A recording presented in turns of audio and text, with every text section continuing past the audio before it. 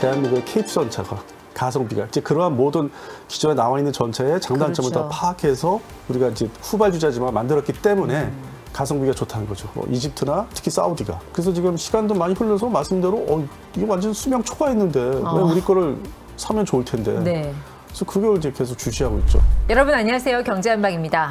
자, 모처럼 뜨거운 날씨 속에 좀 속 시원해지는 소식 들고 왔습니다. 이제 방산 분야의 탑티어라고 할 수 있죠. 우리나라의 자랑스러운 전차. 이 K2 흑표 전차가 또 한 번 이 폴란드 땅을 밟게 됐습니다. 2차 계약 국가 대 국가 간의 서명이 이루어진다고 합니다. 자세한 소식은 디펜스타임스 안승범 대표와 함께하겠습니다. 네, 대표님 안녕하십니까? 어서 오세요. 네. 자, 이제 정말 도장 찍는 건가요? K2 흑표 전차. 7월 달에 발표한 거는 이제 업체 간의 중심으로 진행된 거고, 이번 거는 이제 소위 국가 대 국가, 이제 완전히 이제 확실하게 서명을 하는 거죠. 이제 뭐 다른 말로 계약식이라고도 하는데, 이제 네. 서명을 해서 비준을 서로 하는 거고, 이걸 이제 토대로 3차, 4차가 이제 어떤 확보가 되는 거죠. 그 계속 이어져서 수출할 수 있는 게. 그러니까 어떻게 보면 이재명 정부 들어서 첫 수출 계약인 거죠. 네. 무기 쪽에서. 네, 그동안에는 이제 이 전차보다는 자주포가 자연스럽게 폴란드에 많이 이제 후속 K9 계약이, 자주포? 네, 후속 네. 계약이 됐었고, 그다음에 FA50은 이제 뭐 납품을 이제 뭐 한다 못한다. PL 버전이죠. 폴란드 개량형 네. 버전인데 그것도 말이 많았는데, 근데 더 이제 문제로 생각했던 거는 K2 전차 2차 그 납품하는 계약은 도대체 언제 하는 거냐. 약속을 받았다고 하는데. 그래서 작년 2024년 11월부터 이제 얘기가 좀 많이 나왔었는데, 그래서 저는 이제 개인적인 입장에서는 좀 더 기다려야 된다. 이게 쉽게 안 될 것 같다. 최소한 겨울을 지나야 될 것 같다. 그래서 유보하는 이제 자세를 이제 보였는데, 7월 달에 다행히도 이제 업체 간에 이제 사기로 했다. 도입을 하기로 했다. 네. 그래서 2차 발표가 났었고, 그 다음에 바로 후속으로 이제 국방장관 중심으로 양국에 어떤 계약식, 서명식을 해야 되는데, 사실 이게 공석이었잖아요. 우리 국방장관 자리가 그렇죠. 발령 나기 네. 전이잖아요.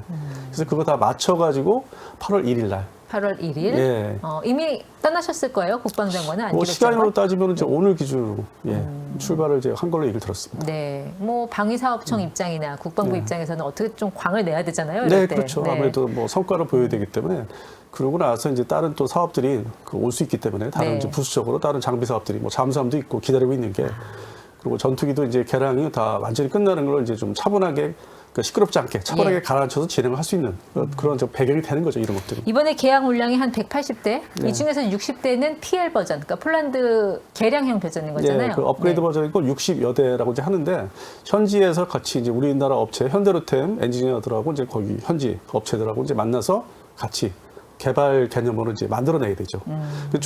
초기이기 때문에 뭐 실수하는 것도 있을 거고, 그쪽에서 이제 폴란드 쪽에서 좀 모자란 기술이 있다고 하니까 그걸 이제 하다 보면 시간은 좀 걸릴 거예요. 근데 PL 버전으로 가면 아무래도 이제 여러 가지 면에서 성능이 업그레이드 되니까 네. 가격을 더 단가가 올라갈 수 있는 거잖아요. 거기에 이제 들어가는 업그레이드 장비가 예를 들어서 이스라엘제 장비, 생존 장비가 들어가기 때문에 그거는 이제 별도로 사서 이렇게 붙여야 되는, 네. 인테그레이션 해야 되는 거기 때문에 그것도 이제 기술도 필요하고, 네. 그다음에 이제 가격이 상승되는, 지금의 우리 한국군이 사용하고 있는 버전보다는 가격이 좀 올라가겠죠. 능동 방어 체계 이런 예, 것도 더 능동, 예, 업그레이드 그게 이제 되겠죠? 핵심이죠. 네, 예. 그게 핵심일 텐데 그건 예. 어떻게 될 걸로 보세요? 그게 이제 이스라엘제를 채택했어요. 폴란드는.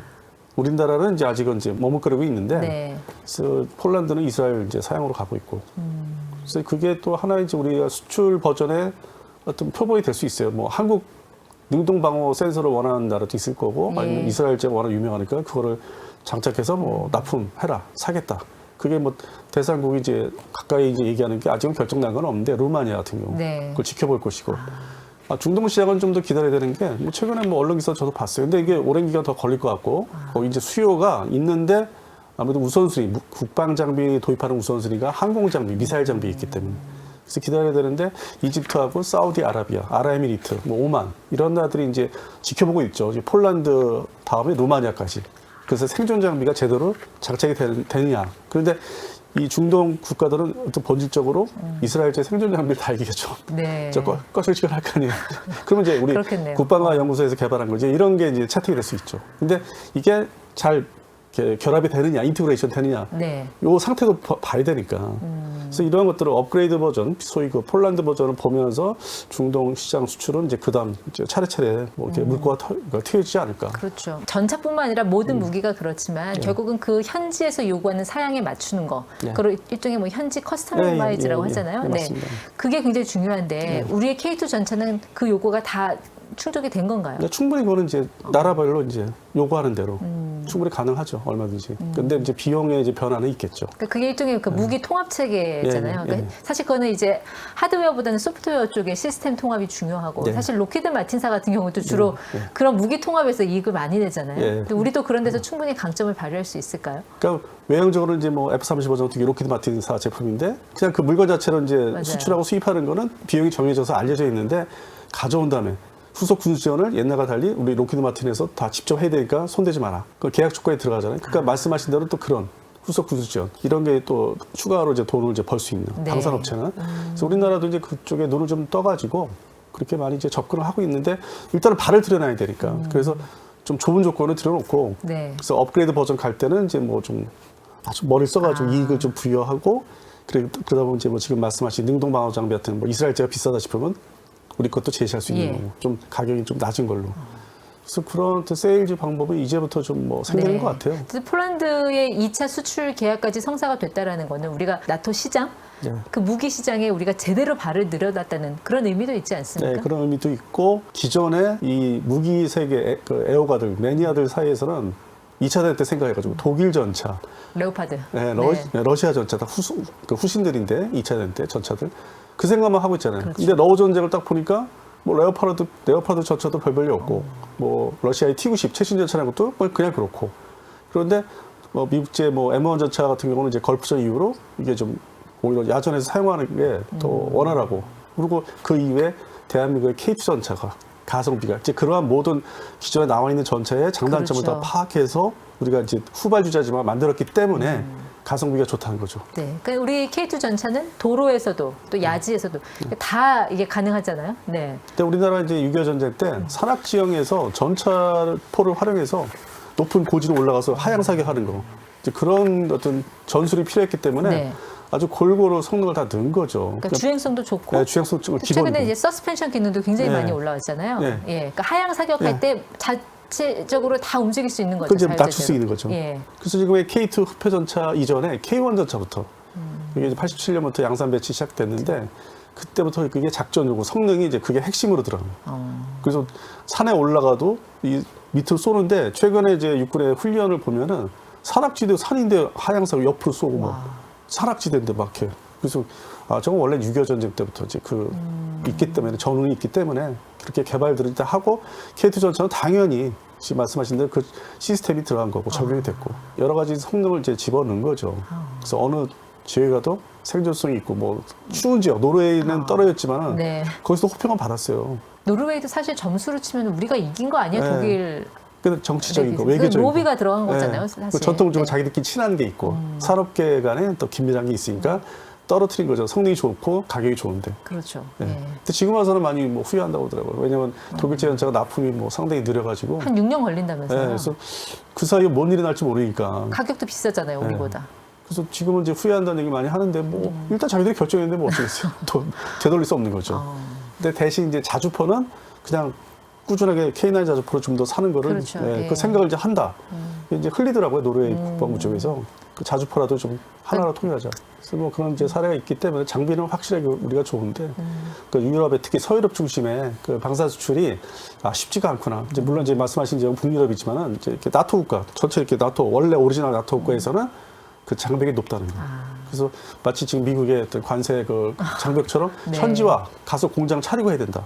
그게 이제 우려 반 아니면 긍정적인 거 좀 그거를 그래도 진출하는 거다. 이제 그게 지금 섞여 있죠. 이제. 근데 이제 폴란드형, 그러니까 K2PL형 같은 경우는 현지 생산이잖아요. 네. 그러면 정말 앉아서 돈 벌 수 있는 거 아니에요? 그 라이선스 다 받는 거잖아요. 물론 이제 그 전에 튀르키에 넘겼던 알타이 전차도 네. 기술료 다 받고 그때 이제 우리가 아쉬울 때니까 그래서 어떤 뭐 적정 금액을 다 받고 그다음에 이제 뭐 엔진 계통이나 이제 파워팩은 또 우리 거를 뭐 써야 된다는 게 이제 있어서 완전히 뭐 100% 그게 지금 와서 손해 보는 거 아니고 폴란드 피해 버전도 마찬가지고 이제 그쪽이 현지화 시켜서 그들이 노리는 거는 루마니아 수출 자기들이 이제 그 하겠다는 거야. 네. 아로 버전. 그러니까 루마니아는 이제 보통 수출할 때 R을 대문자 R을 오라고 돼요. 루마니아 나라 이름대로 아로 버전을 이제 폴란드에서 만들어서 팔겠다.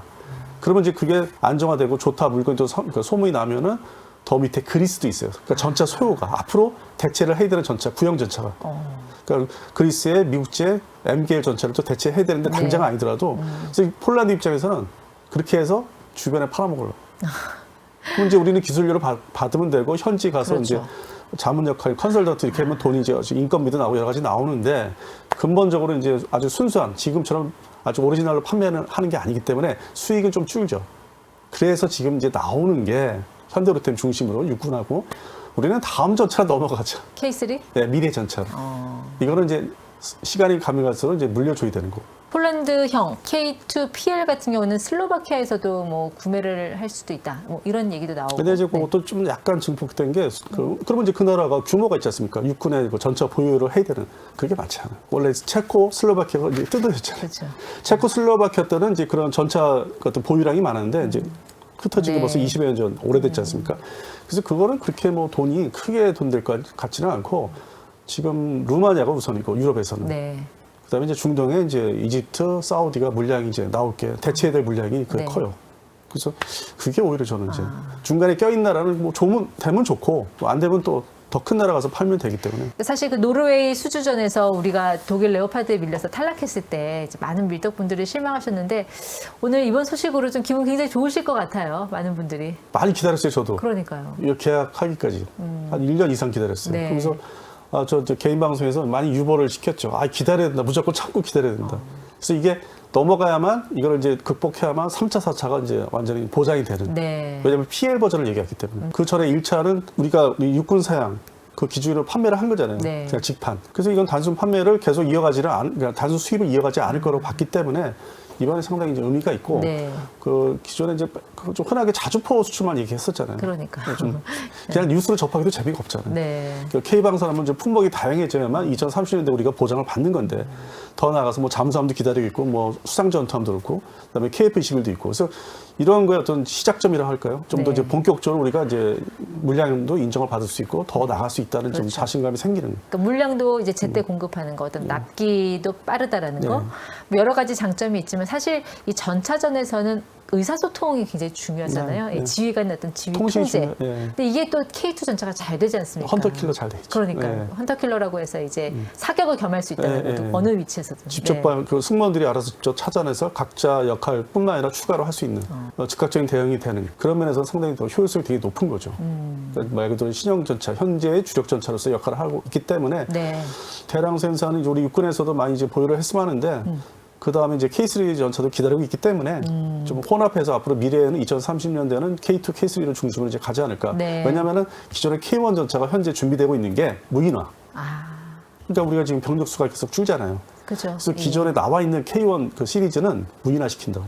그래서 육군에서 교육사 중심으로 테스트가 다 끝났어요. 그래서 이것도 기술이 아마 이제 수출화 전체에다 일부 적용하려면 할 수 있어요. 폴란드가 이제 그걸 이제 지켜보면서 일부 전차는 이제 무인화 시킬 수 없냐. 그러니까 전체 무인화를 안 하더라도. 안 하더라도. 네. 그러니까 폴란드형 그 PL, 그러니까 업그레이드 버전이 이제 수출 단계에서는 계속 이루어지고 있는데 우리 군 전차도 좀 업그레이드 해야 되지 않습니까? 뭐 능동 방어 시스템 구축하고 또 K1, A2 같은 경우는 좀 약간 좀 업그레이드가 필요할 것 같은데. 뭐 지금까지는 이제 K1 쪽은 이제 어느 정도 됐는데 K2가 능동 센서부터 이제 방어 센서부터 달아야 되는데 지금 이제 기획 단계에서 넘어서서 이거를 이제 검토를 하고 있어요. 얼마큼 돈을 들여서 어느 시기에 몇 대씩 할 건지. 그래서 그게 결정이 좀 줘야 되는데 근데 동시에 K3 전차, 차기 전차도 지금 준비를 해야 된다고 해서 아마 사업이 업그레이드 사업 동시에 K3 전차도 이제 개발하는 쪽으로 투자가 되지 않을까. 그렇죠. 근데 이 업체 입장에서는 현대로템 입장에서는 K1 전차나 지금의 K2 전차보다는 수주받을 수 있는 네. 발주되는 게 양은 줄어들 것이다. 그래서 저는 그걸 보면서 2030년대 이 전차도 네. 그렇게 돈이 우리 육군에 판매하는 게 대수가 많이 이제 판매가 안 되니까. 근데 어쨌든 이제 한 번 도입한 전차는 한 20년 이상 보유를 하게 되고 그동안 그게 표준 플랫폼으로 자리를 잡는다는 게 그게 무서운 점이잖아요. 이제 유럽은 이제 그런데 동유럽 이제 폴란드 중심으로 중동이 좀 문제인 게 지금 말씀하신 20년이라고 이제 평균 얘기하셨지 않습니까? 30년이 넘었어요. 거의 구형 전차가. 그러니까 그 운영 연한을 그러니까 초과했는데 일단 돈을 쓰는 배정하는 게 국방비 배정하는 게 전투기나 미사일 쪽으로 우선시하니까. 예. 뭐 이집트나 특히 사우디가. 그래서 지금 시간도 많이 흘러서 말씀대로 이게 완전 수명 초과했는데 왜 우리 거를 사면 좋을 텐데. 네. 그래서 그걸 이제 계속 주시하고 있죠. 그러니까 레오파드를 가진 나라가 K2 도입하는 게 어렵듯이 K2 한 수백 대 갖고 있는 나라가 뭐 다른 전차 도입하는 건 사실 쉽지가 않으니까요. 이게 그동안 뭐 유지보수 업그레이드 동안 추가 수익도 가능하고 얼마든지 앞으로 좀 기대되는 그런 수익이 많이 창출될 걸로 보이거든요. 그러니까 2030년 전까지는 이제 지금 말씀대로 이제 좀 전망이 쓰는데 네. 지금의 또 여러 가지 나오는 무기 체계가 다종다양해져서 좀 혁신을 해야 되는데 K3 전차를 빨리 그럼 넘어가든지. 그래서 지금 하나의 또 과도기에 사실 전차 네. 시장이 이 폴란드는 잘 되고 있는데 이 중동 시장이 안 터지면은 이제 예. 이게 업체도 그렇고 좀 수출에 있어서 이 전차 분야가 좀 멈추게 되는 거죠. 그다음 중동이 중요합니다. 그러면 중동 시장을 뚫기 위해서 네. 지금 K2 전차 앞에 놓인 과제는 뭡니까? 허들이 뭐예요?